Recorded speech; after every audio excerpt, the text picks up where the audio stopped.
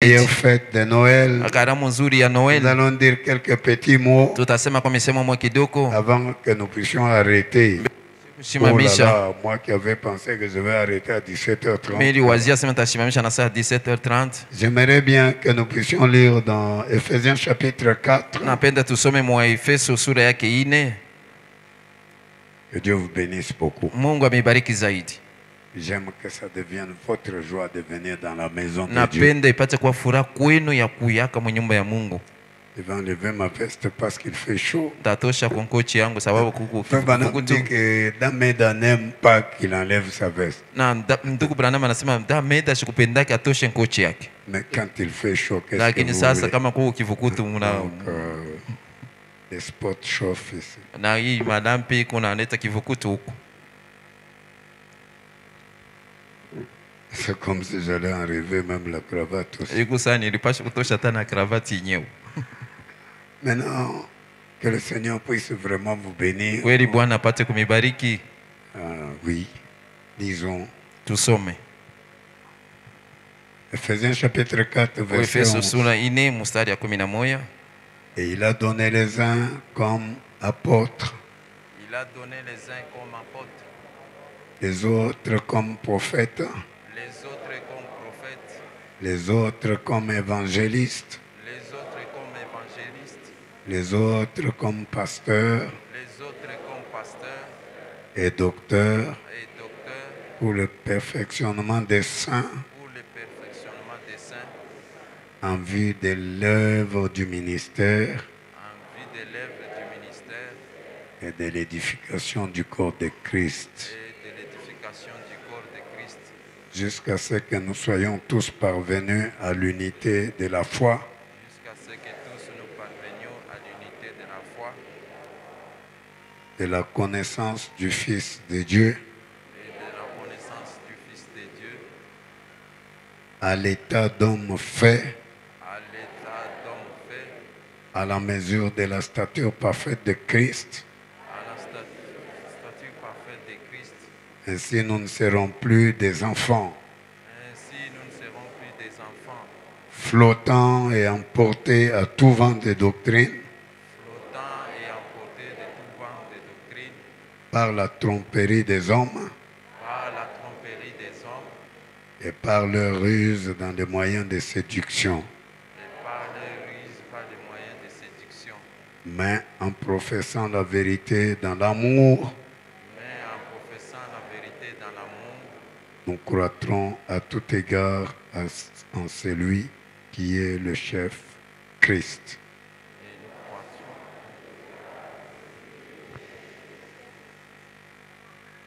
C'est de lui C'est de lui et grâce à tous les liens de son assistance et grâce à tous ces liens que tout le corps, bien coordonné et formant un solide assemblage, tire son accroissement selon la force qui convient à chacune de ses parties et s'édifie lui-même dans l'amour. Amen. Vous pouvez vous mettre assis. Amina, munaweza kuikana. Laissez-moi dire un mot de prière. Mniache niseme msemo moya maombi. Seigneur béni, réellement nous voulons te dire merci Père de nous avoir amenés, ô Dieu, pendant toute cette année, 365 jours au moins, dans des bons jours et dans des mauvais jours. Nous avons continué à marcher dans ta présence avec ce grand message de bénédiction que tu nous as envoyé. Ô Dieu, bénis-nous encore cet après-midi et que tu viennes dans ce bâtiment, Père, pour nous enseigner. Toi qui as envoyé un grand prophète dans cette heure pour clôturer le plan de la rédemption. Selon qu'il était écrit, voici, je vous enverrai Élie le prophète. Il retournera le cœur des pères à leurs enfants et le cœur des enfants à leurs pères. De peur que je ne vienne frapper le pays d'interdit. Bénis-nous encore cet après-midi, Seigneur Dieu. Oh Dieu, alors que nous parlons du Saint-Esprit, que tu puisses le donner à ceux qui n'en ont pas. Bénis tous tes enfants. S'il y a quelqu'un qui est venu malade, qu'il retourne guéri, Seigneur, daigne faire que le message de Frère Branham puisse créer un grand réveil dans cette église. Oh Dieu, et dans cette ville, et dans ce pays. Oh Seigneur Dieu, comme le prophète disait, que ce message avec toutes les ouvertures des sceaux et toutes les grandes révélations que nous avons enseignées devait créer un réveil tel que les gens pouvaient prendre des avions depuis les confins de la terre et venir pour dire qu'il y a une place appelée Vallée de Maricopa et il y a une ville appelée Phoenix. Un grand réveil a éclaté là-bas au point que les 7 tonnerres qui ne sont même pas écrits dans la Bible sont en train d'être révélés. Seigneur, daigne faire réellement que nous puissions devenir l'expression de ce message. L'incarnation du christianisme selon le message de William Branham et la représentation au public de tous ces sceaux. Bénis nos pères parce que toi tu es Dieu. Alors que nous prions, bénis la lecture de la parole, bénis ton peuple, oins-nous au nom de Jésus. Amen. Que le Seigneur puisse vraiment vous bénir. Oui, on va peut-être juste dire un petit mot avant de retourner à la maison. J'ai retrouvé mes 2 livres sur le millénium. Le millénium total. Alors, je sais pas, je vais commencer à en faire des copies pour une personne qui s'intéresse au millénium parce qu'il y a des enseignements aventureux sur le millénium. Nitaweza kuchapa kwa vitabu ingine juu ya benye kupenda kuyua ile inaangalia utawala miaka 1000 sababu kuku bantu bengine beko nasemakanya bitu yulu ya utawala miaka 1000. Oui, pour dire nous sommes déjà dans le millénium. Juu ya kusema tulisha kuingia mutawala miaka 1000. Non. Hapana. Le millénium c'est une réalité. Et le millénium va venir, nous aurons un millénium. Na ile utawala miaka 1000 tutakuwa na utawala. À la tête de nos pays ici. Na kuya na hapa wakubwa wote kichwa ya nchi yetu hii. Vous trouvez que ce n'est pas Jésus-Christ alors na unaona kusema ina Yesu ya bado kuya utawala miaka 1000. Nous ne pouvons pas être dans le millénium. Hatuwezi kuya mutawala, hatuwezi kuya mutawala miaka 1000 na kuya tena mwili ile haiwezekani. Tous les gens qui vont habiter dans le millénium, bantu bote batekana mutawala miaka 1000, soit qu'ils étaient venus de la résurrection, au balitokea kufufuko, soit qu'ils étaient venus de la translation, au balitokea kumabadiliko. Mais avant même d'arriver dans le millénium, na mbele miaka 1000 ils étaient déjà allés au souper de noces de l'agneau, balisha kwenda kwa ile chakula ya harusi ya kondoo, dans ce grand enlèvement béni, mwile kunyanyuliwa kukubwa kwenye kubarikiwa. Et ils ont eu le temps de changer de corps. Na walipata wakati ya kubadilika mili. Il n'y a personne qui est né de son père et de sa mère qui va vivre dans le millénium. Hakuna ule alizalikwa na baba yake na mama yake ule ataishi mutawala ya miaka 1000. Le corps qu'on aura dans le millénium, c'est le corps glorifié. Ile mwili tutakuwa nayo mutawala ya miaka 1000 itakuwa ni mwili yenye kutukuziwa. Ces choses nous devons très bien les connaître. Hivi bintu tunapasha kubiyua mzuri. Alors c'est un peu de cette manière-là. Kwa kiduko ni mwili namna ile. Oh, que le Seigneur soit loué. Bwana asifiwe juu ya ile. Oui. Je parlais avec le grand frère de Feu Justin. Nilikuwa nasumbulia na kaka yake ya ndugu Justin. Oui, il me posait, je lui montrais que Dieu avait pris tout le temps pour commencer à sauver les gentils. Na niliweza kumuonesha kusema Mungu alibeba wote juu ya kuwezi kuokoa watu wa Et mataifa. puis Paul, Tokea c'est Paul. allé de 53 à 170. Tokea 53 ku Irénée, 170 c'est allé de 170 à 312. na Irene tokea 170 ku Et 312 Martin, c'est allé de 312 à 606. na Martin naye 312 mpaka 606 Et donc, Colomban, c'est allé de 606 à 1500. na tokea Martin kwenda kwa Et Colombani mpaka Luther, c'est allé de 3620 1520 en 1750 à peu près. na Wesley kwenda ku 1520 mpaka 1700 karibu, Et c'était la justification. na ilikuwa C'était les kuhesabiwa haki. presbytériens que vous voyez. Ilikuwa ni hapa presbyteria mnaona hapa. Alors, Wesley, c'est allé de Wesley, 1750 à anatoka 1906. 1750 mpaka 1906 Et alors, Dieu a envoyé le Saint-Esprit na Mungu alituma Roho Mtakatifu aux pèlerins de la sainteté. kwa wasafiri wa C'est la utakatifu. Pentecôte que vous avez vue. Na hiyo ile Mais- Pentecost muliona. Après cela, Kisha le ile dernier message ujumbe ya dans mwisho le plan de la mu rédemption. mapa ya Ça, ukombozi. c'est William Branham. Huyu ni William Branham alisema. Amen. Ça, c'est William Branham qui est Huyu ni William avec Branham la alikuya totalité de la na parole. utele ya neno. Oh, il me demandait, Alikuwa ananiuliza, donc, est-ce que c'est le messager ou c'est quoi qui compte? na ni mjumbe au ni kitu kani njo kilikuwa kia Et mafaa. je voudrais que tu comprennes Napenda upate kusikia que chaque message avait été envoyé dans son âge, na, dans son temps. na kila ujumbe litumiwe mwakati yayo. Et quand vous regardez aujourd'hui, Wakati mnaangalia leo donc nous sommes déjà à la fin du temps. tulisha Maintenant, kufika kwa mwisho wa wakati. il me demandait, Alikuwa ananiuliza, mais on prêche quoi? beko nahubiri nini? Je dis, on prêche Jésus-Christ. Nasema beko nahubiri Yesu Kristo. Je crois que Luther a prêché au nom du Seigneur Jésus-Christ. Tanzania Luther alihubiri mujina Bwana Yesu Kristo Et il a baptisé au nom de Jésus. na alibatiza mujina ya Yesu, Mais son temps est déjà passé. lakini wakati yake ilisha kupita. Wesley, la même chose. Wesley namna moya, Son temps est déjà passé. wakati yake ilishapita. Les Pentecôtes, la même chose. Pentecost Leur namna temps, moya, il prêchait Jésus. balikuwa kanahubiri Yesu, Oui. Je voulais le bloquer parce qu'il pensait que non, nous ne prêchons pas Jésus. na nilipenda Sidi, kweli même kumfunga nous sababu aussi. alizania sema sha tukwe nahubiri Nous Yesu, prêchons Jésus. hata na sheye tuko Mais nahubiri Yesu, Jésus dans l'âge du temps de la fin. lakini Yesu mu kizazi ya wakati ya mwisho.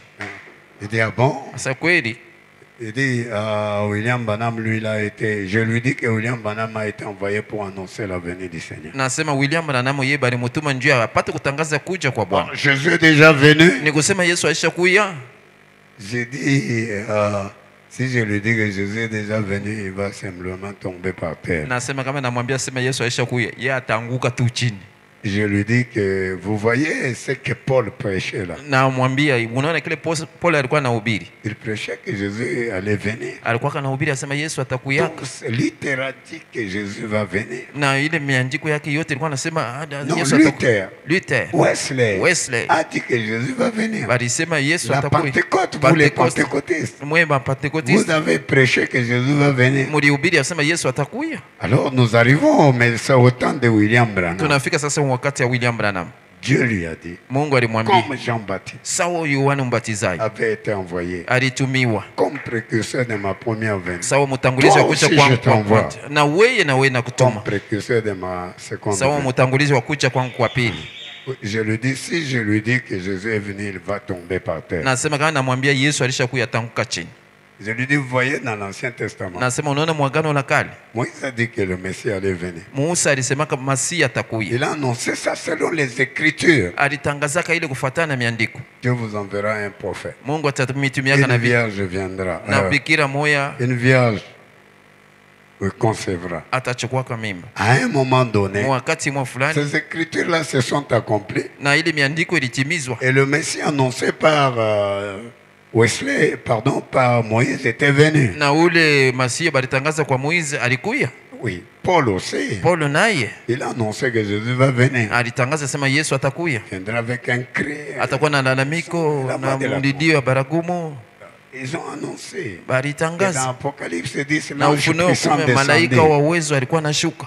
Mais je vous prends le plus facile. na kubebea teketeke kabisa. C'est Matthieu 24. Ni Mathayo 24. Dans Matthieu 24, Mathayo les 24 disciples veulent savoir ba mitume yake balipenda kuyua quel sera le signe de ta venue itakuwa ni kintu kani alama ya kuya kwako et de la fin du monde. na ya mwisho ya dunia. Alors Jésus a commencé à leur dire, Na Yesu anaanza kubonesha, vous voulez connaître quand je vais venir munapenda kujua ni wakati kani et nitakuya comment je vais venir. na namuna kani ile mtakuya. Faites attention. Mufanye angalisho, Il y aura des guerres kutakuwa kama mvita et des bruits de na guerre. makelele ya Il y mvita, aura des famines. kutakuwa kama Il y aura njala des maladies. na Il y kutakuwa kama aura des magonjwa, tremblements de kutakuwa terre. kutetemeka kwa mabulongo. Je lui demande, papa, Namuuliza baba, toi tu n'as pas vu des tremblements de terre. wewe ukuona kutetemeka kwa mabulongo? Et la plus grande maladie vient de passer maintenant. Na malaria mkubwa kabisa ni hii inatokea mkupita sasa. Mais il ne s'est pas arrêté là. Ashikushimamie pale, Il a continué. aliendelea.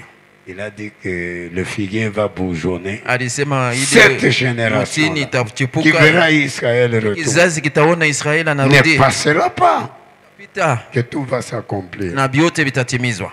Est-ce que tu as vu ça? Uliviona?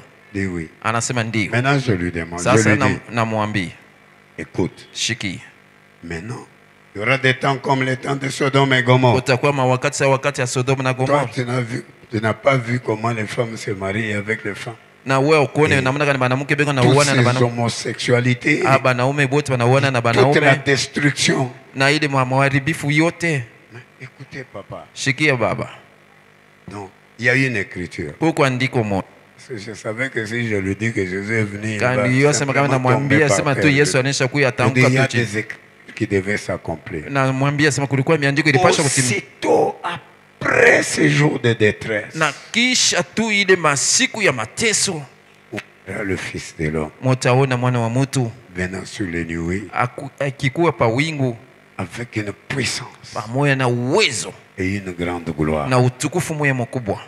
Il dit, c'est l'écriture ou ce n'est pas l'écriture? Na muuliza ni andiko aina andiko? Il a dit que c'est l'écriture. Alisema ni andiko. Alors maintenant, Sasa si vous voyez kama unaona le Fils de l'homme venir sur la nuée là, unaona mwana wa mtu anakuwa pa wingu pale et accomplissant cette écriture là, na akitimiza ile andiko ile, je prends seulement celle-là. na beba tu ile, Il y en a beaucoup. iko ya mingi. Alors qu'est-ce que tu vas dire? Wewe utasema nini? C'est que Jésus est déjà venu. Ni kusema Yesu alishakuya? C'est qu'il est venu. Ni kusema nakuya? Oui. Ndio. La venue du Seigneur, c'est ce que El Shaddai s'est expliqué le mieux. Na kuya kwa Bwana ndio ile El Shaddai anayo kufasiria mzuri kabisa. Oui. Ndio. Oui, oui, oui. Ndio. Et je dis, Namwambia c'est Jésus que vous voyez monter. huyu Yesu unaona iko napanda, Il va revenir de la même manière. atarudia namna moya moya. Alors cette écriture-là, Ile andiko ile aujourd'hui, leo, cette écriture hii andiko s'est accomplie. inatimia. Mais c'est quoi ça? Lakini ni nini ile? C'est la venue du Seigneur. Ni kuya kwa Bwana, Ce n'est pas une affirmation. haina hakikisho, C'est l'accomplissement des Écritures. ni kutimizwa kwa miandiko.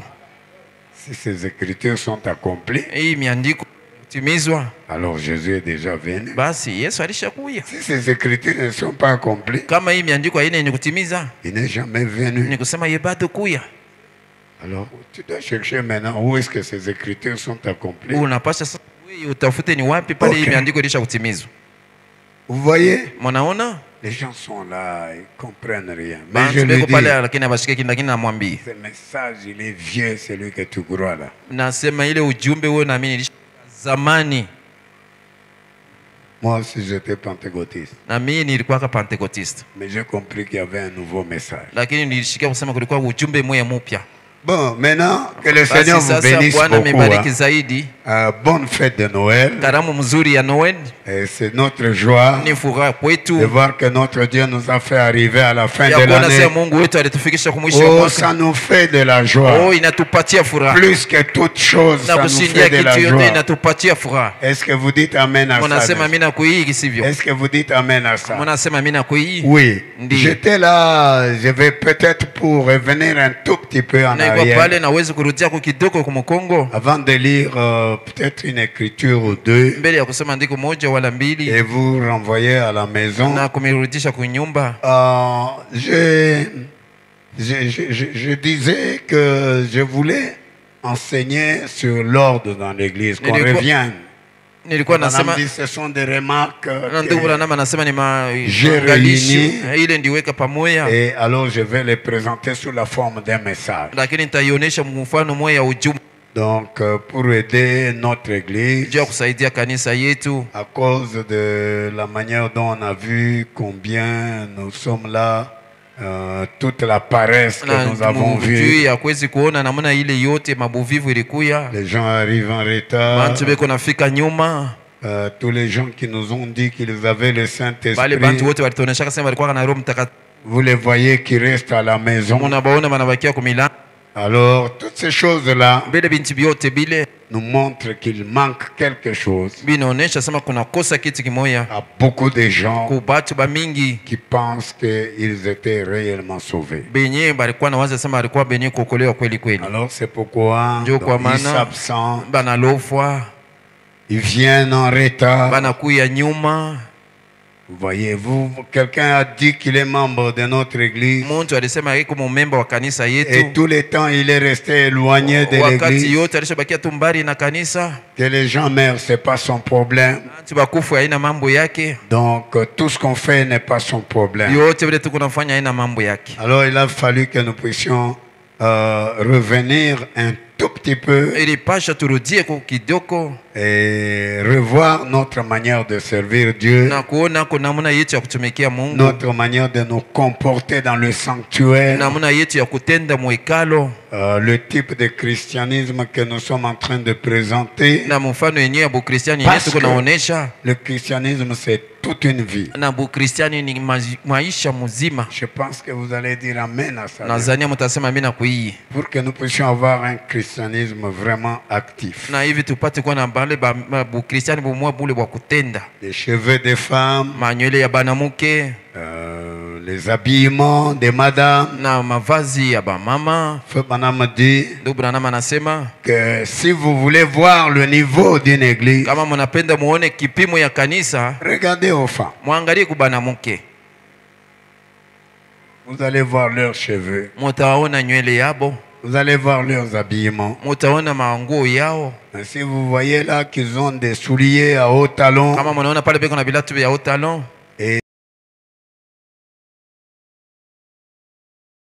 robes déchirées, manguo yenye kupasula, les cheveux complètement en désordre, nywele les kabisa kabisa mu plantes, désordre, ma les plante, mèches, ma mèche, les histoires. mabitu. Alors, vous savez que cette église-là n'avait pas été bien enseignée. Pale mnayua sema ile kanisa haikufundishiwe mzuri. Alors, c'est là-bas que nous devons revenir. Ni pale tunapasha kurudia. Amen. Alors, Feu Branham était en train de dire Na ndugu Branham alikuwa iko nasema qu'il a pris du temps. alibeba wakati. Oh là là, excusez-moi. Muniremu Je retrouve mon petit livre, mon Dieu. nipate kwa kitabu yangu kidogo Mungu.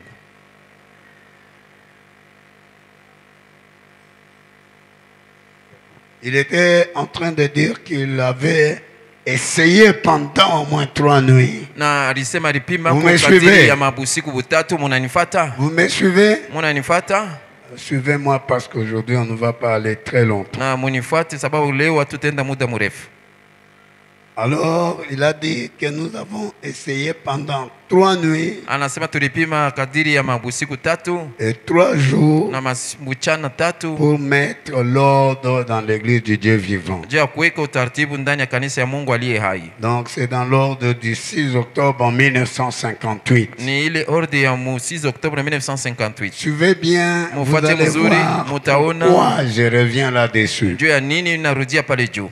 Dit, nous venons de clôturer, c'est le premier paragraphe, une série de grandes réunions de Na 5 tunatokea pale mkumaliza soirées au ya tabernacle, mamikusanyiko moja yenye kufuatana pendant lesquelles, par la grâce de Dieu na kwa njia yayo, kwa neema ya et Mungu avec son aide, na usaidizi je me yake suis sérieusement efforcé kabisa kabisa, nilifanya nguvu par les Écritures miandiko à mettre l'ordre dans l'église ya du kuweka Seigneur utaratibu Jésus-Christ, mukanisa ya Bwana Yesu tel Kristo, que nous le croyons au namona ile Branham Tabernacle. tunaiamini ku Branham Tabernacle, Cet ordre-là doit être comme nous croyons ici, na ile utaratibu tunapaswa kwa sababu tunaiamini au hapa Branham sasa Tabernacle. vile ku Branham Cette église, Tabernacle, c'est l'église des frères Branham. na hii kanisa ni kanisa ya ndugu Paragraphe Branham. 2, il dit que la Nukta première yake chose que je voudrais dire, Na kitu cha kwanza c'est que nipenda le kusema, pasteur a toujours la pleine na responsabilité ilikuwa ni pastori wakati yote alikuwa na ile du madaraka tena tabernacle ya pendant mon hekalu absence. wakati ile shinapo,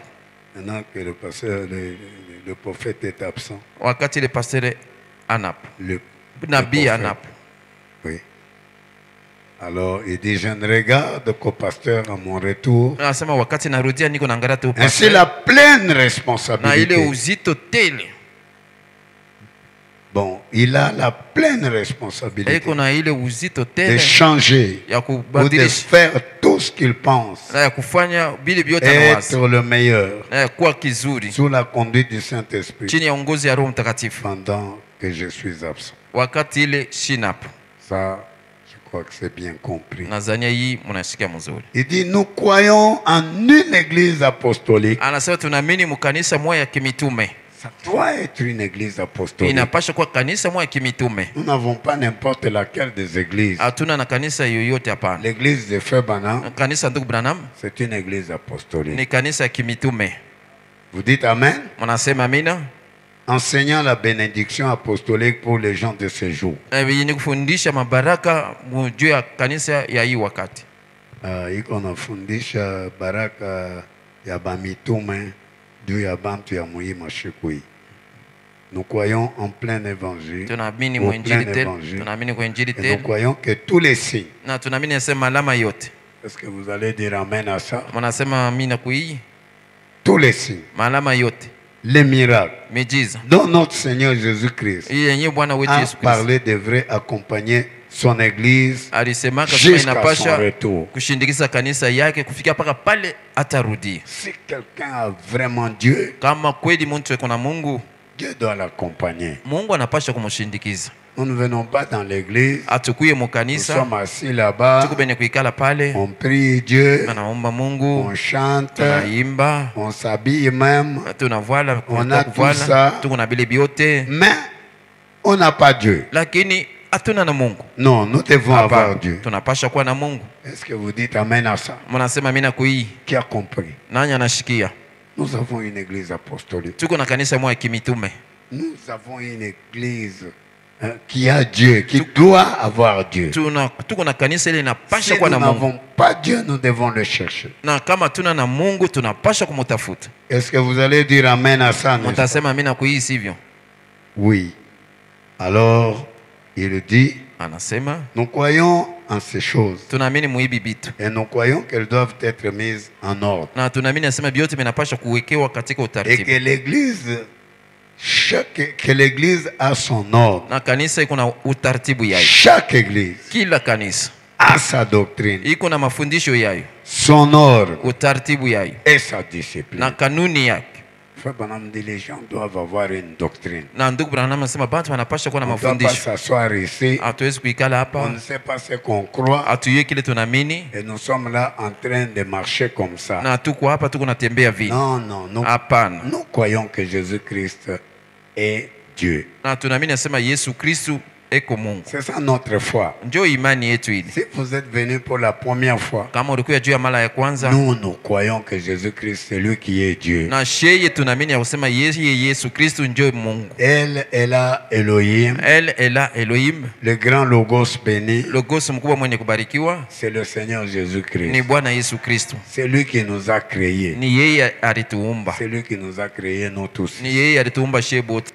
Donc, quand nous allons au ciel, c'est lui que nous allons trouver dans ce ciel-là. Tunaenda kumbingu, ni yeye ndio tutakuta mu ile mbingu ile. Alors, c'est lui qui est mort à la croix pour nous. Ni yeye ndio alikufa kwa msalaba juu C'est yetu, lui notre sauveur. ni yeye mwokozi wetu. Chaque personne qui vient dans notre église Muntu yote mwenye kuwa doit mkanisa yetu croire que Jésus-Christ est Dieu. anapasha kuamini asema Yesu Kristu eko Nous Mungu. croyons dans la divinité suprême du Seigneur Jésus-Christ. Tunaamini mubule bumungu bwa juu kabisa wa Bwana Yesu Kristo. Frère Branham dit que quand l'année se termine Na ndugu Branham sasa wakati mwaka et inaisha que notre année va commencer, commencer. na mwaka ingine itaanza, On doit répéter aux gens la doctrine de cette église-là. banapasha kusemulula hii kuile kanisa mafundisho. C'est ça notre doctrine. Njo mafundisho yetu hii. Donc, ne soyez pas assis là-bas Hapana kuwa mwenye kuikala quand nous pale disons wakati que tunasema toute la plénitude ya kusema ile utimilifu a yote habité dans William Branham. ilikala ndani ya William Ça Branham. ne fait pas de William Branham notre grand Dieu. Ifanye sasa William Branham Le anakuwa Mungu Seigneur wetu mkuu. Jésus-Christ. Bwana Yesu Kristo. Non, c'est notre Hapana. prophète. Ni nabii wetu. Ça, c'est un office que Dieu lui a Hii donné. ni kazi Mungu alimupatia Et nous sommes contents de cela. na shetu tuko na furaha ya ile. Notre foi aujourd'hui, Imani yetu leo ce n'est pas simplement que Dieu parle et nous croyons. haina ya kusema Mungu yuko nasema shetu naamini. C'est la foi qu'Abraham avait. Ni imani ya Abraham alikuwa nayo. Abraham croyait Abraham aliamini dans un Dieu Mungu moya qui pouvait additionner ule aliwezi kuunganisha l'esprit de Dieu roho ya Mungu avec la chair de l'homme. na mwili ya mutu. C'est ça la foi d'Abraham. Njo imani ile ya Abraham. Et cette foi-là, Na ile imani c'est pour Abraham et sa postérité. ni juu ya Abraham na kizazi kyake. Et nous sommes la postérité d'Abraham Na sheye tuko kizazi kya Abraham par le Seigneur Jésus-Christ. pitia Bwana Yesu Kristo. Est-ce que j'ai des gens qui peuvent dire Amen Ni à ça? kwako na bantu wanaweza kusema amina kwa hii. Voilà la foi que nous avons. Muone imani ile tuko nayo. On a prêché le message, notre foi aujourd'hui. Na ndugu Branham alihubiri ujumbe mwa imani yetu leo. Voilà notre foi aujourd'hui. Muone imani yetu leo. Nous ne croyons pas dans les songes que quelqu'un avait eu. Na shia tuamini mundoto mwa ile mtu mwa alipata Ou dans, je ne sais pas. au na mshiiwe. Donc les choses que Santo Kimbangu, Bitu sangini Santo Kimbangu il a rêvé que alilota le Congo aura l'indépendance. sasa Kongo itapata independence. Ça, ce n'est pas notre foi. Ile haina imani Notre yetu. foi est basée sur la parole de Dieu. Na imani yetu inaweka misingi paneno ya La Mungu. venue du Seigneur. Kuya kwa Bwana. La plénitude de Dieu dans la chair humaine. Utimilifu ya Mungu mu mwili ya La mutu. venue de la pierre fêtière. Kuya kwa ribwe ya juu. La venue de William Branham en tant que prophète. Na kuya kwa William Branham sawa C'est vile le nabii. septième ange. Ni malaika wa saba. Au jour de la voix du septième ange. Siku ya malaika wa Quand il saba. commencera à sonner Wakati de la atanja trompette, kupika baragumu, les mystères de Dieu seront siri terminés. ya Mungu itamalizika. C'est ça notre foi Njo aujourd'hui. imani yetu ile leo. C'est ce qui nous bénit. Njo yenye kutubariki. C'est ce qui nous sauve. Njo yenye C'est kunatokoa. ce qui nous guérit. Njo ile C'est kunatutunza. ce qui nous baptise du Njo ile Saint-Esprit. kunatubatiza na Roho C'est Mtakatifu. ce qui nous adopte. Njo ile kunatuweka pafazi. Donc c'est vraiment un message apostolique. Kweli ni ujumbe mwa kimitume. Frère Branham a dit, Ndugu Branham nous anasema, croyons tout ce que Paul avait enseigné. tunaamini vyote vile Paul Paul alifundisha. a baptisé au nom de Jésus. Paul alibatiza mu jina Nous Yesu. nous croyons. Sisi tunaamini. Paul a baptisé, a demandé la repentance. Na Paul aliomba kutubu. Non, nous croyons. Tunaamini. Mais en plus que Paul, ce qu'il a fait là, Na kushindia ya ile Paul ile alifanya ile, nous avons l'ouverture des sceaux. tuna ufungulivu ya mihuri. Ça, Paul. Na ile Paul ashukwe nayo. Et nous avons ça. Na sisi tuko nayo. Amen. Nous allons vite maintenant. Tunaenda mbio sasa. Est-ce que vous y êtes, n'est-ce pas? Mnashikia sivyo? Mais nous avons notre doctrine. Lakini tuko na Nous mafundisho avons yetu. notre discipline. Tuko na kanuni yetu. Donc si quelqu'un Kama mtu il quitte ici, anatoka il hapa, va prendre une femme ailleurs, anaenda beba bibi nous mwa ne nje. croyons pas Hatuamini qu'un shei. homme de l'intérieur, Mtu wa ndani, va se mwanaume marier wa à une ndani femme à anaenda l'extérieur. kuoa mwanamke mwa wa nje. une femme de l'intérieur Mwanamke wa humu va se ndani marier à un homme de anaenda l'extérieur. kuolewa na bwana mwa wa nje. Nous ne croyons pas ça. Shi hatuamini bile. Est-ce que vous le croyez? Mnaamini ile? Bon, autant de choses. Tuko na bitu bya mingi. Quand nous disons que les tonnerres sont révélés, Wakati unasema mingurume ce iko n'est pas yenye un petit funuliwa. quelque chose Haina comme ça. kakintu kaloko hivi. C'est-à-dire Dieu a habité dans la chair Ni humaine. kusema Mungu alikala mwili ya mtu. C'est-à-dire les 7 tonnerres sont Ni révélés. kusema mingurume saba yenye kufunuliwa. C'est-à-dire la pierre fêtière est déjà. Ni kusema ile liwe ya juu ilishakuya. C'est-à-dire que le Jésus était déjà Ni venu. kusema Yesu alishakuyaka. C'est-à-dire nous allons changer de corps Ni kusema tutabadilika et mili. avoir la foi de Na l'enlèvement. kuya na ile imani ya Donc c'est kunyanyuliwa. autant tant de choses ni bintu mingi que nous disons byenye quand tunasema nous sommes là. wakati tuko hapa. Je parlais avec un homme de tonnerre non révélé. Nilikuwa nasumbulia na mtu wa Je lui mbinguni montrais toutes pasipofunuliwa. ces choses que nous Nilikuwa croyons. namuonesha ile bintu yote shetu naamini. C'est ça, beaucoup de choses comme ça. Na njo bintu bya mingi hivi. J'ai dit oui, monsieur. Nasema ndio bwana. Nous avons pris toutes ces années pour seulement croire ces choses. Na tulibebe hii miaka yote cha kuamini tu hivi vitu. Je te dis que nous croirons encore davantage Na kuambia tena tutaamini tena zaidi na zaidi pendant que nous avançons. wakati ile tuko naendelea. Mais alors, Lakini sasa Frère Branham dit, paragraphe 4, notre église n'a pas pour membre, na kanisa yetu haina na ça mumemba, c'est mal traduit. hii banageuza mbaya. Notre église n'a pas de membres joigneurs. Kanisa yetu haina na mumemba ule anakuya kudiunga. C'est là-bas que je voudrais m'arrêter. Njo pale Un nipenda tout petit kushimama kidogo. peu. Est-ce que vous dites amen à ça? Mnasema mimi nakuii. Donc, Frère Branham, à ce niveau, Ndugu Branham pa hifadhi il est en train de montrer eko mukuonesha que, ya kama donc, quand Dieu nous appelle, il Wa- appelle les hommes et les femmes wakati Mungu anatwita anaita banaume na banamuke à venir à Jésus-Christ. ya kuya kwa Yesu Kristo, Amen. C'est pour qu'ils puissent aller au ciel. ni juu bapate kwenda kumbingu. Il les appelle pour qu'ils croient en Jésus-Christ. Anabaita juu bapate kuamini mu Yesu Qu'ils Kristo, se repentent de leurs péchés. batubu kumanzambi yabo Amen. Qu'ils soient baptisés au nom du Seigneur na Jésus-Christ. babatiziwe mu jina Bwana Yesu Kristo. Et là-bas, Na pale hein, ils commencent la marche. banaanza mwendo. Quand ils entrent dans cette église-là, Wakati banaingia mwile kanisa ile, je ne sais pas si vous dites amen à ça. n'est-ce siwe pas? kama mnasema mimi na kuile sivyo. Quand ils entrent dans cette église-là, Wakati banaingia mwile kanisa ile c'est pour être sauvés. ni juu ya upate kuokolewa. Dieu les appelle pour être sauvés. Mungu anabaita juu bapate Pas kuokolewa. pour s'asseoir là, Hapana juu ya kuikala pale se joindre à cette église-là. kudiunga kuile kanisa ile. Non. Hapana, Ils doivent croire banapasha kuamini et être sauvés. na kuya benye kuokolewa, Recevoir une naissance. kupokea kuzalikwa Qui kumoya. ont compris ça? Banani banasikia hii? Qui comprennent ça? Banani banasikia hii? C'est très, très, très important. Ni ya mafaa kabisa kabisa. Quand vous lisez cet endroit, Wakati unasoma hii fazi, vous devez bien comprendre. unapasha kusikia mzuri. Amen. C'est-à-dire quand Dieu appelle des hommes et des femmes à Ni kusema venir wakati Mungu anaita banaume na banamuke bapate kuya vers Jésus-Christ, kwa Yesu Kristo, quand Dieu les appelle, wakati Mungu anabaita, quand ces hommes-là et ces femmes-là viennent wakati wale banaume na banamuke et bale banakuya entrent dans son église, na banaingia mu kanisa yake, ces personnes-là bale bantu bale viennent pour être sauvées, banakuya juu bapate kuokolewa, viennent pour recevoir une naissance banakuya juu ya kupokea kuzalikwa kumoya dans le temps dans lequel nous vivons mu wakati ndani yao mutu kunaishi ou dans le temps dans lequel ils vivent. au mu wakati mule beko naishi. Donc, c'est là-bas que l'église commence. Ndio pale kanisa inaanza. Quand ces personnes-là viennent, Wakati bale bantu banakuya ils croient en Jésus-Christ banaamini Yesu Kristo et que Dieu les met dans son église, na Mungu anabaweka mu kanisa yake, c'est pour qu'il puisse les sauver, ni juu apate kubaokoa les retirer du paganisme, na kubatosha mu kipagano, les retirer des églises, kubatosha mu makanisa, les retirer du monde kubatosha mu dunia et les mettre dans son église. na kubaweka mu kanisa yake. Et dans son église là, Na muile kanisa Dieu yake lui, Mungu yeye il veut les sauver. anapenda baokowe, Il veut leur donner le baptême du anapenda Saint-Esprit kubapatia ubatizo wa Roho Mtakatifu pour qu'il soit son peuple.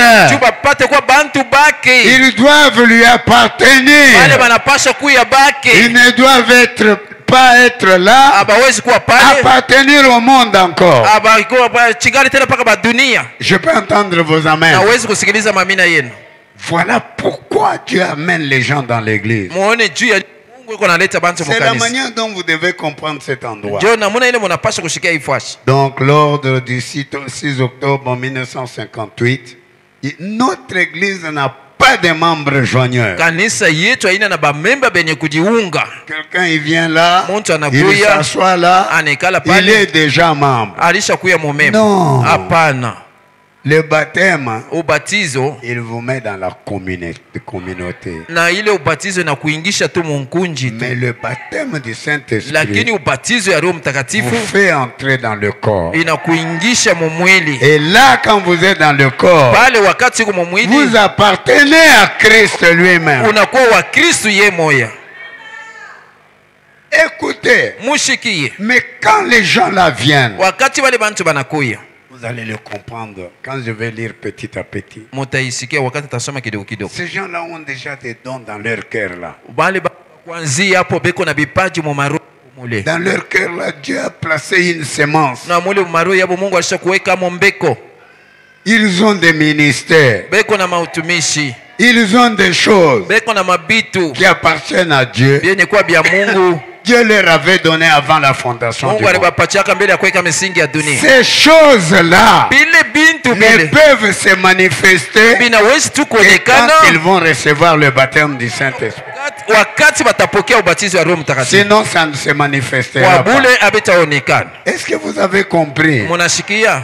Vous avez compris? Munashikia? Quand je vais lire, vous comprendrez ma Wakati lecture. là. tasoma mutashikia ile usomi hapo. Oui. Notre église n'a pas de membres joigneurs. Kanisa yetu haina na bantu Nous bende croyons kujiunga. que toute église universelle de Dieu, Na tunaamini sa vivant, kanisa yote ce ya sont nos ulimwengu frères et mzima nos sœurs. ni banduku yetu na bandada non, yetu. non, il va là-bas. Hapana, iko naendaka Il kule. n'est pas notre frère. Ana nduku yetu. Non, Hapana. il est notre frère. Ni nduku On yetu. doit avoir un bon cœur. Tunapaswa kuwa na roho moyo Quand vous mzuri. vous asseyez avec une personne, Wakati unaonekana na mtu, sachez que c'est votre frère. yu asema ni nduku yako. Nous sommes nés par le sang de Jésus-Christ. Tuko benye kuzalika kupitia damu ya Yesu Kristo. Ici où nous sommes, Hapa tuiko hapa. le sang de Jésus nous a engendrés. Damu ya Yesu ndio ilituzala. Frère Branham me dit, Ndugu Branham anasema nous sommes plus na tuko zaidi que notre frère dans la chair. kushindia ndugu yetu mumwili. Oui, ici où nous sommes. Hapa tuiko hapa.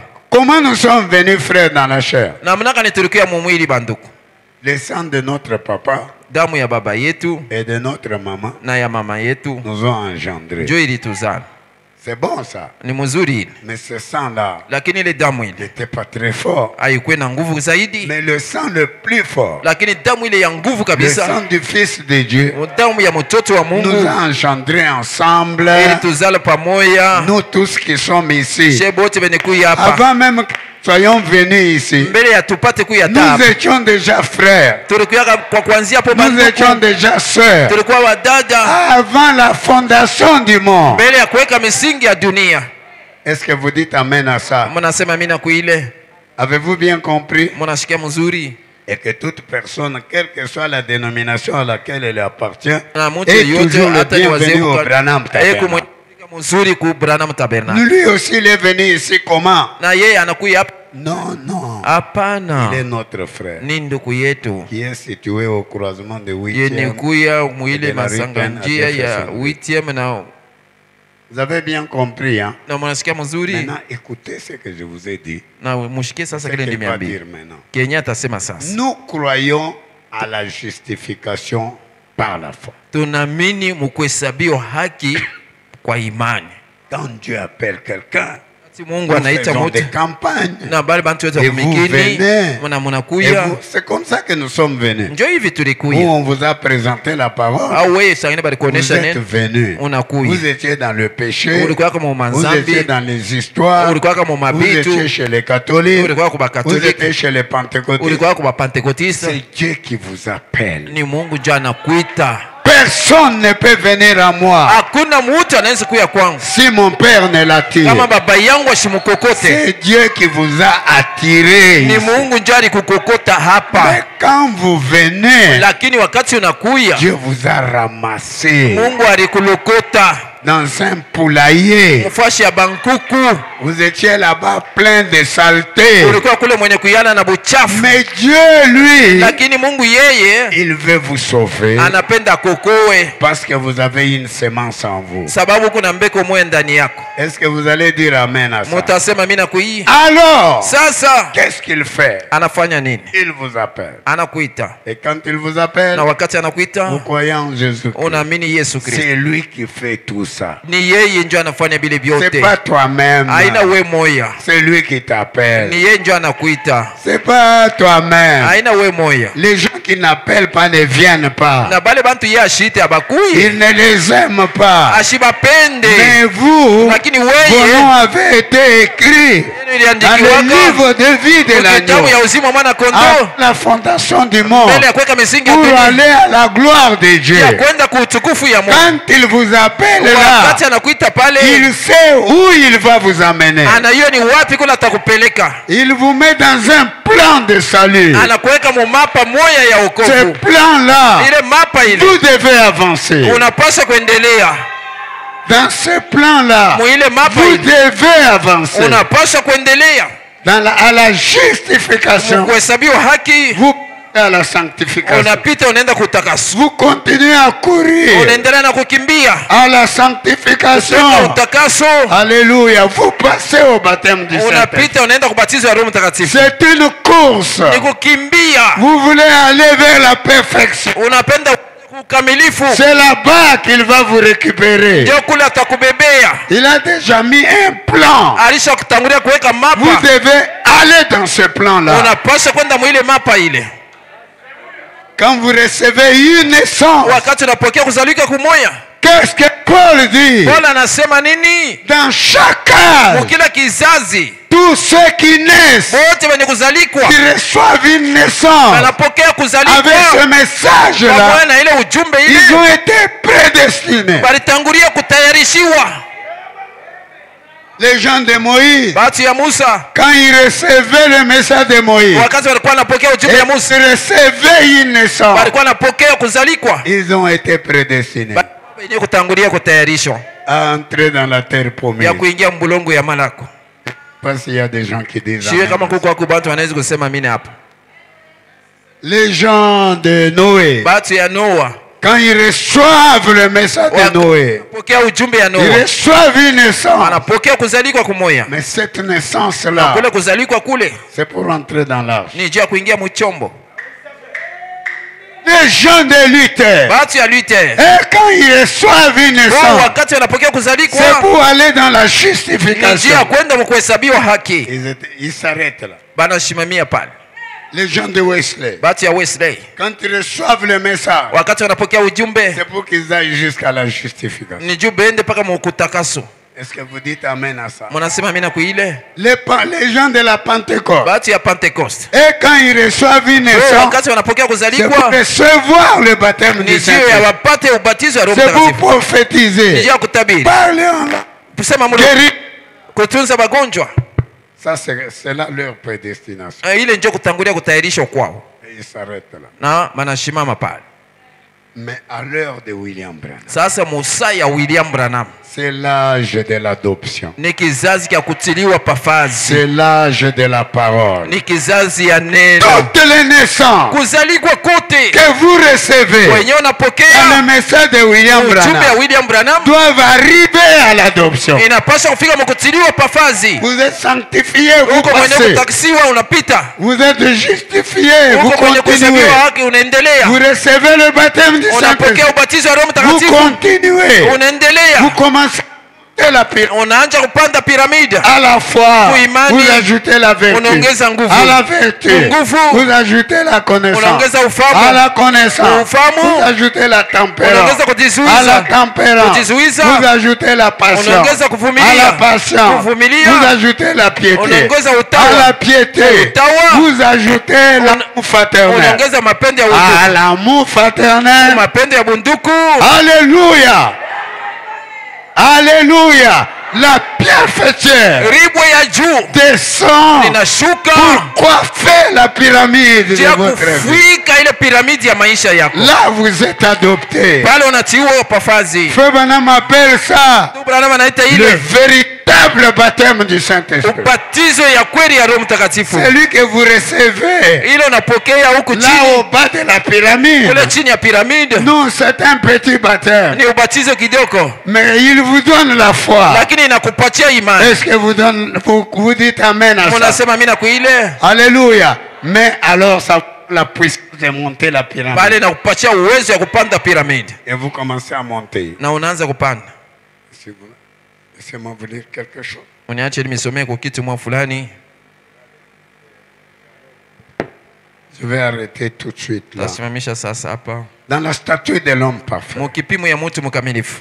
Alléluia. Feu Manam dit Ndugu Branham anasema. à la page 49, je Kwa crois que karatasi vous avez le livre. 19 nadhani Mungu na kitabu. Vous voyez, Mnaona? il n'était pas exigé de ces gens-là. Haikutawiwe kwa wale watu wale. Tous ceux qui étaient dans l'âge de Luther, Wale l'âge wote walikuwa de mkizazi ya Paul. Luther, mkizazi ya Paul. Donc, il n'était pas exigé de ces gens-là la même chose Abakubalombe bale bantu namna que moya. ces autres. Ya aba pamoja na aba Les gens bengine. de Paul, Batu ya avaient- Paul. Dieu leur demandait seulement d'avoir la foi. Mungu alibaombaka tu bapate imani. C'est tout ce qu'ils devaient avoir, Ndio yote ile balipasha kuwa nayo. etc. Na Les kadhalika. gens de Luther, Batu ya Luther la justification. kuhesabiwa haki. C'est tout ce qui leur était demandé. Ndio kile balibaomba. Les gens de Wesley, Batu ya Wesley la sanctification. utakaso. C'est tout ce qui leur était demandé. Ndio kile Les balibalombaka tu. pentecôtistes, Ba Pentecost. le baptême du Saint-Esprit. Ubatizo wa Roho Mtakatifu. C'est tout ce qui leur était demandé. Ndio yote ile balibaombaka. Mais quand viennent les gens de William Branham, Wakati sasa bantu ya William Branham à banakuya. cause de l'ouverture des sceaux, Jutu ya ufungulivu ya miuri. parce que le Seigneur lui-même descend, Basi sababu Bwana yeye mwenyewe anashuka. il doit entrer dans les gens là. Anapaswa kuingia ndani ya wale bantu bali. C'est pourquoi ils vont à l'adoption. Ndio kwa maana mbona naenda mkotiliwa C'est pafasi. pourquoi ils vont à la Kwa perfection. maana mbona naenda kuukamilifu. Qu'est-ce que c'est la perfection? Ukamilifu ni C'est nini? quand Dieu entre dans l'homme. Ni wakati Mungu anaingia ndani ya mtu. C'est ça qui est la perfection. Ndio ile yenye kuwa ukamilifu. Et Paul dit, Na Paulo anasema ces gens-là bale bantu bale ne pouvaient pas arriver à la perfection sans nous. abakuwezi kufika kuukamilifu pasipo shei. Pourquoi? Juu ya nini? Parce qu'avec nous, Kwa sababu pamoja avec na William Bwana Branham, William Branham Jésus lui-même, Yesu ye moya il descend anashuka avec la totalité de la na parole, utele ya neno avec l'arche de na l'éternel ile sanduku ya qui uamilele était restée dans le ciel ile libakiaka mu mbingu pour appeler les vierges pures. na juu ya kuita wabikira safi. Alléluia. L'arche de l'éternel Ile sanduku ya uamilele descend au milieu des vierges pures. inashuka katikati ya wabikira safi, Ça les purifie. inawasafisha, Ça les sanctifie. inabatakasa, Ça les baptise avec le feu. inawabatiza na moto, Ça les amène inawapeleka à la perfection, kuukamilifu, à l'adoption, kutiliwa fasi ya wana, à la manifestation, kuonekanisho, à la position. pafazi. Sont un peuple Ni positionné. batu wenye kuikala mzuri, Ce ne sont pas des gens qui sont assis dans une église. haina batu wenye kuikala mkanisa. Non, Hapana, non. hapana, Ce sont des personnes que Dieu a appelées pour les adopter. ni bantu wale Mungu aliita juu ya kubaweka pafazi. Ils redeviennent comme Adam était. Banarudia banakuwa sawa vile Adamu alikuwaka. Nous sommes venus Sisi tunakuya pour prendre la place de Dieu. na juu ya kubeba fuashi ya Mungu. Pas comme les méthodistes, Hapana saba pas comme Methodiste, les hapana pentecôtistes, saba pas Pentecoste, comme les gens de Noé, hapana saba batu ya pas comme Noa, les gens de Moïse. hapana saba batu ya Musa. Nous, quand nous venons, Sisi wa- nous tunakuya sommes de ces enfants-là tuko bale batoto bale qui sommes venus, penye kuya, nous sommes nés tunazalikwa pour prendre la place du Père. na juu ya kubeba fuashi ya Baba. C'est ça l'adoption. Ndio kutiliwa pafazi ile. Vous avez des enfants, Muko na batoto hein? mais vous aurez un autre enfant. lakini utapata mtoto mwingine. Quand vous le regardez, Wakati vous dites, unamwangalia non, non, ça c'est un autre moi-même. huyu, unasema huyu ni mie mwingine. Celui-ci, Huyu il est venu pour me remplacer. anakuja cha kunikombola. Je sais que quand je serai fatigué, Na yeye sasa wakati itakuwa mwenye lui kuchoka, il va prendre ma place. yeye atabeba fasi yangu. Mais mes amis, Lakini marafiki yangu, le plan de la rédemption est terminé. mambo ya ukombozi inamalizika. Et qu'est-ce que Dieu cherchait? Na Mungu alikuwa anatafuta nini? Des enfants qui arrivent à la maturité, Batoto bale wanafika mkukomea, qui peuvent le remplacer. bale banawezi kumkombola. Nous sommes venus pour le remplacer. Tulikuya ni juu ya kumkombola. Il y a de ces enfants-là. Kuko bale batoto bale. Est-ce qu'il y a des gens qui ont compris ça? Kuko bantu wana Nous ne sommes pas venus pour nous asseoir là. tukue juu ya kuikala pale. Recevoir les bénédictions. Ndio mapata tu Comme on mabaraka. dit les bénédictions, oui. Ndio bana sema baraka Hiyo Dieu doit nous les donner. Mungu atatupatia hiyo. Mais nous, Lakini sheye nous sommes comme Jacob. tuko sawa vile Jacob. Nous sommes venus nous asseoir là. Tulikuwa kuikala hapa On surveille tunaangalia le droit de naître. ile uzaliwa wa kwanza. C'est ce qui est important pour Ndio nous. yenye kwa ya mafaa juu yetu. Nous voulons remplacer le Père. Sisi tunapenda tumkombole baba. C'est l'âge dans lequel nous vivons. Ni mkizazi ndani yamo tuko naishi. Qui a compris ça? Nani anasikia hii? C'est pas l'âge où nous sommes assis là. Aina kizazi tuko bene kuikala Non, pale. mais quand nous remplaçons le Père, Lakini wakati tunakombola comme baba. on me dit que comment, c'est quoi l'adoption? Na ndugu na nasema ni kitu gani kutiliwa pafazi? Le Père avait un grand champ. Baba alikuwa na mashamba, Non, un grand domaine. alikuwa na makao mwe mkubwa. Et il devait parcourir le domaine lui-même. Alipasha ushunguluka ile makao ye moya. Il montait le bouquet. Alikuwa Alléluia. Il montait son bouquet. Le bouquet, c'est son cheval. Non? alikuwa konapanda ule farasi wake. Et il allait surveiller le domaine. Na alikuwa konaenda kuangalia makao yake. Comment les travailleurs travaillent Na muna là-bas. bantu ya kazi walikuwa natumika kule. Comment on tond les moutons Na là-bas. muna kaniba Comment on garde les chevaux Na là-bas. muna kanibia wanachunga mafarasi kule. Il allait là-bas. Comment on fait les champs Na là-bas. alikuwa anaenda kula naona na muna kanibia analima Il mashamba. voulait Alipendaka que les enfants lui soient nés. bamuzalie batoto. Et quand les enfants sont nés, Wakati watoto wanazaliwa, il leur donne un tuteur. anawapatia mwalimu Hallelujah. moya.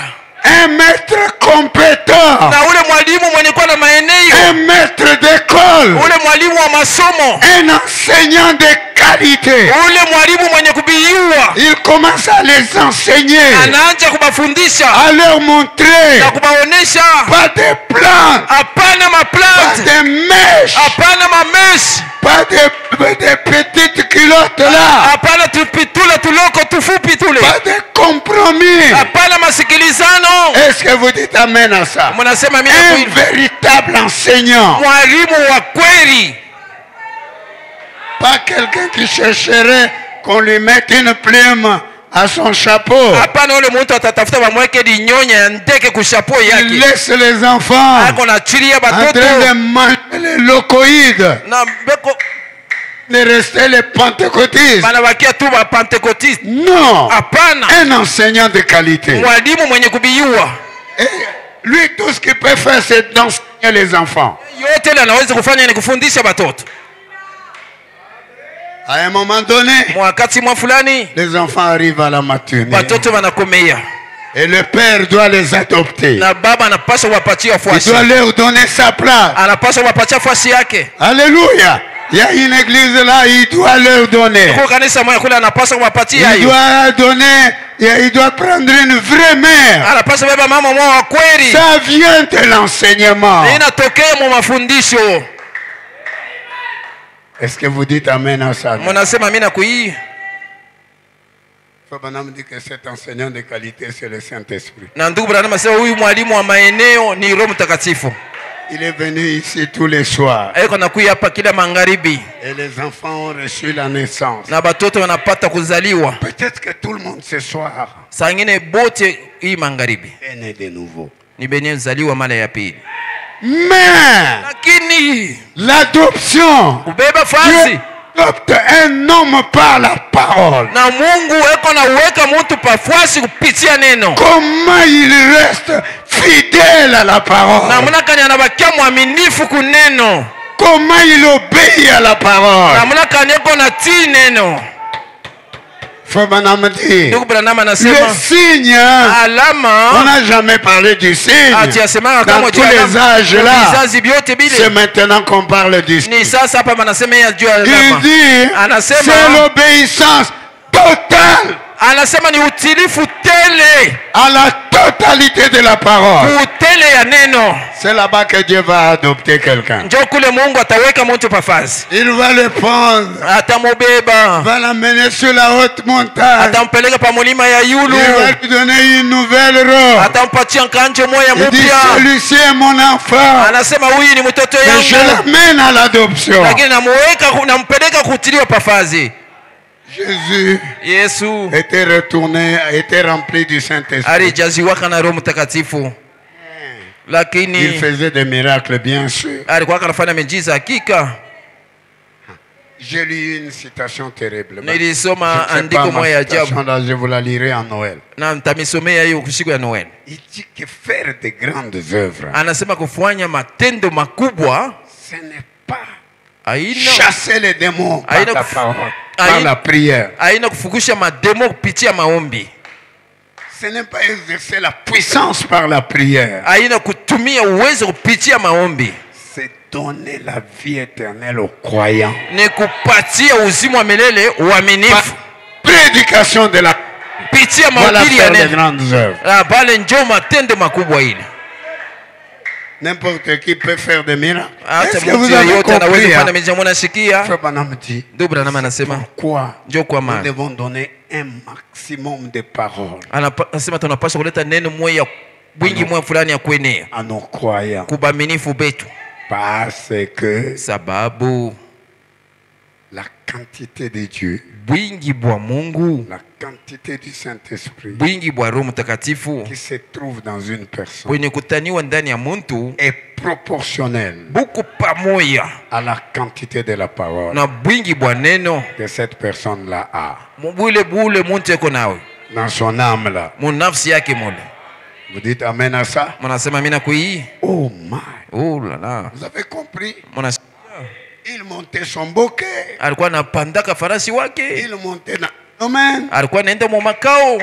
Quand les enfants sont nés, Wakati batoto banazaliwa, il leur donne un maître compétent, anawapatia mwalimu mmoja mwenye un kuenea. tuteur, Mwalimu un homme qui sait enseigner. ule mtu anayua Il kufundisha. doit enseigner les enfants. Anapaswa kufundisha batoto. Alléluia. L'adoption des enfants. Kutilia pafasi watoto. Il dit le système d'école est venu de là. Anasema ile matengenezo ya masomo yanatokea ni kule. Mais alors, Lakini basi un enfant qui devient compétent, wakati ule anakuwa mtoto anaenea, alléluia, qui montre la maturité, eko naonesha bukubwa, qui s'occupe des choses du Père. eko naangalia bitu ya baba. My. Oh la la la la la la. Il s'occupe des champs, Na eko naangalia mashamba, il s'occupe des brebis, eko naangalia bakondo, les choses du Père. ba bitu bya baba. Payer la parcelle, c'est son problème. Kuuza lupango ni mambo yake. Voilà un enfant. Ule mtoto ule.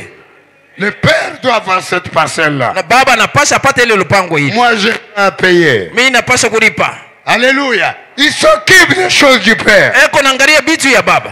Il doit venir à l'église. Anapasha kuya kukanisa. Il vient une heure avant. Anakuya saa mzima mbele. Fabanama, il dit, Ndio Branham anasema le Saint-Esprit donne le rapport. Roho Mtakatifu iko napeleka ripoti. Ça, c'est ce qu'on appelle un enfant. Huyu njoo banaita sema mtoto. Ça, c'est vraiment l'enfant du Père. Huyu kweli ni mtoto wa baba. Oh, Père, tout à baba. fait. Kabisa kabisa. Vous en avez un. Uko naye moya. Que Fabanama dit? Njoo kile ndio Branham Vous anasema. aurez un enfant. Utapata mtoto. Vous aurez un enfant. Utapata mtoto. Vous aurez une fille. Utapata binti Vous moja. aurez une autre fille. Utapata binti mwingine. Mais une autre que vous aurez là, Ule binti mwingine ule c'est utapataka pas ule. n'importe quoi. Haina nini yoyote. On a appelé un enfant. Banaita C'est mtoto. Dieu dans un enfant. Ni Mungu ndani ya mtoto. Là, c'est un changement total. Pale ni mabadiliko yenye kueneana. Les gens appellent n'importe quoi des enfants. Na watu wanaita nini yoyote asema mtoto. Excusez-moi. Hapana Les munirema. enfants doivent rester des enfants. Batoto wanapaswa bakia Mais batoto. on appelle n'importe quoi des enfants. Lakini manaita nini yoyote asema mtoto. Non. Hapana. Il dit quelqu'un, un autre là. Mwingine ule C'est Dieu dans un enfant. ni Mungu ndani ya mtoto. Est-ce que vous allez ramener à ça? Mtasema mimi nakuii. Alors on l'appelle sur la montagne. Anamuita pa mulima. On lui donne une robe. Anampatia kanjo moya. Écoutez-le. Mumushikie yeye. Ndio Branham anasema. Quand Dieu dit Wakati Mungu à anasema un enfant, kwa mtoto écoutez-le, mumushikie yeye, ça veut dire napenda kusema ne m'écoutez pas moi Dieu. musinisikie mimi Mungu. Écoutez William Branham. Mumusikie William Branham. Oh, c'est beau. Oh, ni bizuri. Ne m'écoutez pas moi. Musinisikie mie. Écoutez William Branham. Musisikie William Branham. Est-ce que vous dites amen à ça? Munasema mimi na kuile. Ne m'écoutez pas. Musinishikie. Écoutez William Branham. Musikie William Branham. Amène les gens Peleka watu à te croire. bakuamini. Si tu amènes les gens à te Kama croire unapeleka watu bakuamini et tu deviens na sincère, unakuwa wa haki, même pas le cancer hata kanser ne se tiendra devant toi. haitasimama mbele yako. Oh, William Branham, Oh, William Branham c'est un enfant arrivé à l'adoption. ni mtoto mwenye kufutiliwa pafasi Depuis Adam, tokea Adamu. c'est William Branham. Ni William Branham. Les Moïse, Ba Musa et tout ça, les autres, na bale bengine bote, Dieu était en train de leur donner la puissance. Mungu alikuwa iko nabapatia uwezo. Frère Branham dit, ils avaient la puissance Ndugu Branham sasa balikuwa kana uwezo pour exercer le travail qui leur avait été donné. ya kutumikisha ile kazi ile aliyopatia. Mais Lakini aujourd'hui, leo Dieu Mungu a adopté un homme. aliweka mtu moya, C'est un autre Adam. ni Adamu mwingine. Alléluia. Toute la plénitude, Utimilifu yote Jésus ilikuwa ndani ya ile a habité dans William ile ilikuwa Branham. ndani ya Yesu, ilikala ndani ya William Branham leo. Et Dieu, qu'est-ce qu'il a dit? Na Mungu alisema nini? Celui-ci est mon prophète. Huyu ni nabii wangu, Écoutez-le. mumushikie yeye. Vous dites Amen. Mnasema amina? Laissez-moi maintenant lire. Munyache Pardon. sasa nikusome. Vous voyez, Mnaona? il n'était pas exigé de ces gens Haikuja hiyo kwa wale la watu même chose namna moya que des autres. sawa Je wengine. vous ai expliqué. Nilimifasiria Les gens de Paul, watu wa on Paul ne leur a pas demandé ce qu'on a hawakuwaombe demandé aux gens de Luther. ile baliomba batu ya Les Luther, gens de Luther, batu ya on Luther ne leur a pas demandé. hawakuwaombe, Donc ils ont eu, chacun on lui a demandé selon la parole. na kila mtu balimulomba kufatana na neno. Il n'était pas exigé de celui-ci Haikuda- la même haikuombea chose kwa que huyu celui-là. sawa Voyez-vous. ule, hapana. Mais il a construit son église Lakini alijenga kanisa yake de la même manière, point. munamna Il moya a nukta construit nukta. son église de la même manière. Alijenga kanisa yake Il a namna moya, construit son peuple. alijenga watu wake. Alors Pierre ici, Basi Pierre huyu il dit premièrement, anasema kwanza cette chose, hiki kitu la bintu bitaba, hivi vitu saba, à la fois kuimani, la vertu, nguvu, vous voyez, mnaona l'amour, inapanda, la connaissance, ufahamu, la tempérance, na la kujizuiza, patience, kuvumilia, la piété, utawa, l'amour fraternel, mapendo ya undugu, l'affection fraternelle, mapendo ya undugu, ensuite l'amour de na Dieu, kisha mapendo ya le Mungu, Saint-Esprit, Roho Mtakatifu, Christ dans la personne du Saint-Esprit Kristo ndani ya mtu, Roho Mtakatifu vient sur vous inakuwa yulu yako, dans le vrai baptême du Saint-Esprit. mubatizo ya kweli ya Roho Mtakatifu, Et vous avez toutes ces vertus scellées en vous. na wiko na hii manguvu yote yenye kuchapa ndani mwako. Alors Dieu vit dans un tabernacle appelé tabernacle vivant, Na Mungu anaishi ndani ya hekalu moja banaita hekalu yenye kuishi du lieu d'habitation du ya Dieu vivant. faishi ya kuikala ya Mungu mzima. Est-ce que vous comprenez? Vous dites Amen à ça. Mnasikia, mnasema mimi nakuii. Amen. Frère Branham dit, avez-vous saisi Ndio mnasema mnasikia, ces gens qui sont morts ici hao watu walikufa hapa comptent sur nous beko nasabia yuli yetu et attendent après nous. na beko nongolea kisha shi. Cette église Hii doit kanisa arriver à la perfection inapaswa kufika kwa ukamilifu pour provoquer la résurrection. ya kuchokoza ufufuko. Et il y a des âmes sous l'autel Kuko qui attendent nafsi chini ya madhabahu que iko cette nongolea église ya kusema hii arrive kanisa à sa perfection. ifike kwa ukamilifu yayo. Mais lorsque Christ vient, Wakati Kristo anakuya, quand ça? wakati kani? Quand Christ vient, Wakati Kristo anakuya effectivement. kabisa kabisa. Je crois que vous avez compris hein, Tanzania mnashikia cette perfection. hii ukamilifu. Amen. Cette église, vous Hii voyez, kanisa mnaona devient toujours plus petite. iko nakuwa paka kidogo kabisa, C'est une minorité. ni bantu kidogo C'est beaucoup plus pointu na isha kwa ya nchongo que kabisa ça, mais ile, lakini c'est simplement pour me donner suffisamment de place. ni juu ya kuweza kunipatia kabisa kabisa fazi. Est-ce que vous avez bien compris? Tanzania mnashikia mzuri sasa. Alors Dieu Il dit nous croyons à la justification. Anasema par la foi. tunaamini kuile kuhesabiwa haki kwa Romains imani. 5, 1. Wa Roma 5 Nous moya. croyons qu'une personne Tunaamini asema mtu a la paix avec le Seigneur eko na Jésus-Christ salama na Bwana Yesu après Kristo. avoir été justifié par Kisha la yeye foi. kuhesabiwa haki kwa imani. Mais Lakini il est possible que cette même personne inawezekana huyu mtu moya moya puisse avoir des habitudes telles que boire, anawezi fumer, kuya na ile faire matabia des sa vile choses kunywa, qu'elle ne kufuta, devrait kufanya pas ile faire, mabintu ile des ashikuwezi kufanya, sales habitudes de ile la chair. matabia mibaya ya Nous mwili. croyons qu'ensuite, Na tunaamini kisha le sang de Jésus-Christ damu ya Yesu Kristo sanctifie cette personne inatakasa huyu mtu pour le service du Seigneur. juu ya kazi ya Bwana, Et nous croyons à la na sanctification tunaamini kuutakaso selon Hébreux 13, na 12, kufuatana 13. Ibrania 12:13. C'est pour cela Ndio que maana Jésus aussi, Yesu naye afin de sanctifier le peuple, aliwezi kutakasa par watu son sang, kupitia a damu yake, souffert hors de la porte. aliwezi kuteswa nje ya mlango. Vous comprenez? Mnasikia? Il se tient là. Il Anasimama pale, enlève ses mauvaises habitudes, tosha hii matabia enlève mibaya, les critiques. tosha mamashimango, Et il est un croyant au Seigneur Jésus-Christ. anakuwa mwaminifu kwa Bwana Yesu Kristo. Ses habitudes Ile matabia sont parties. inaenda, Nous croyons qu'il est alors candidat au baptême du Saint. tunaamini asema sasa anakuwa kandida Qui kubatizwa Roho vient comme Mtakatifu, un remplissage du croyant. yenyewe ile inakuwa sawa vile kujaziwa kwa Et mwaminifu. alors? Na basi Amen. Ensuite, il est purifié par le sang de Jésus. na kisha anasafishwa Et na le mot damu ya Yesu, sanctifié est na ile msemo composé, kutakasiwa na yenyewe nettoyé et mis à part. na yenye kusafisha na yenye kuweka pafazi. Dans l'Ancien Testament, Mwagano la kale l'autel sanctifiait le vase. na ile madhabahu ilikuwa na Nous croyons que le Saint-Esprit, tunaamini ya kusema Roho Mtakatifu c'est le fait de mettre le même vase en service. ni kufanya kusema kuweka ile kiombo kimoya kimoya mukazi. Oui, oui.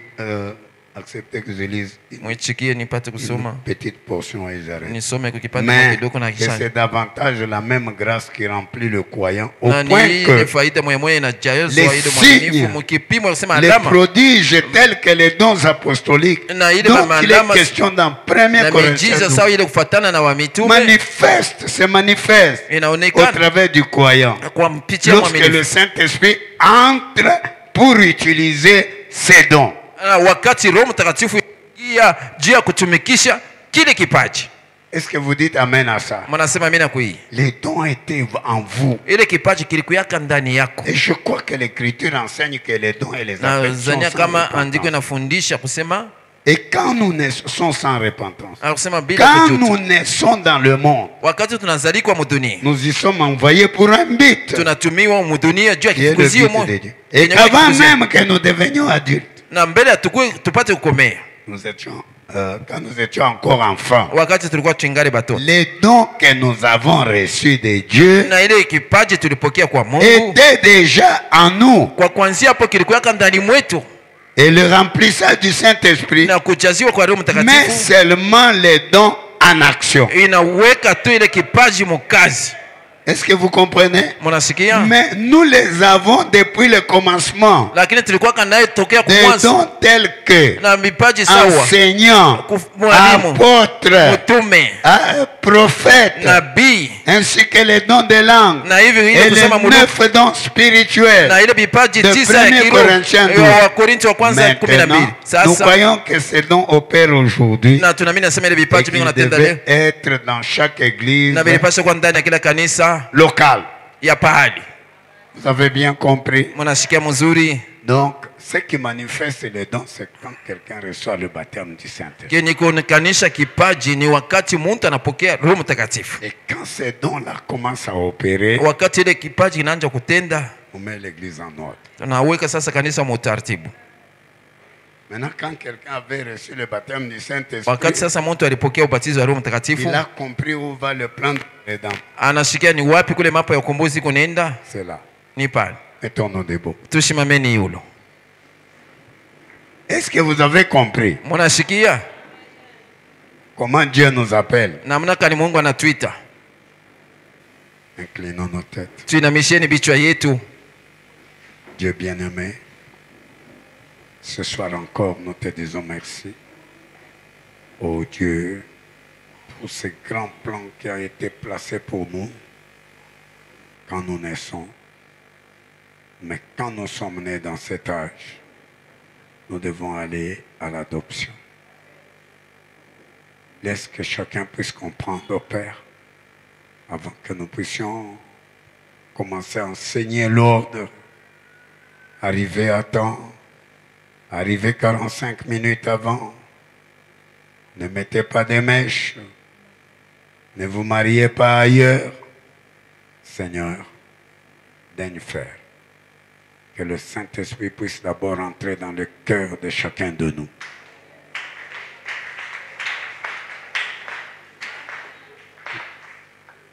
Le baptême d'eau nous a mis dans la communauté. Et ici maintenant, bénis-nous. Nous te le demandons pour ta gloire. Conduis-nous, Seigneur, quand nous irons à la maison. Ô Dieu, donne à chacun un moyen de transport facile. Dans le nom du Seigneur Jésus-Christ. Guéris les malades s'il y en a ici. Si quelqu'un a besoin du Saint-Esprit, donne-le-lui. Nous voulons te demander ta grâce, Seigneur. Bénis-nous dans ce temps de Noël. Chacun de nous, au nom de Jésus. Amen. Ok, que Dieu bénisse beaucoup. Sawa.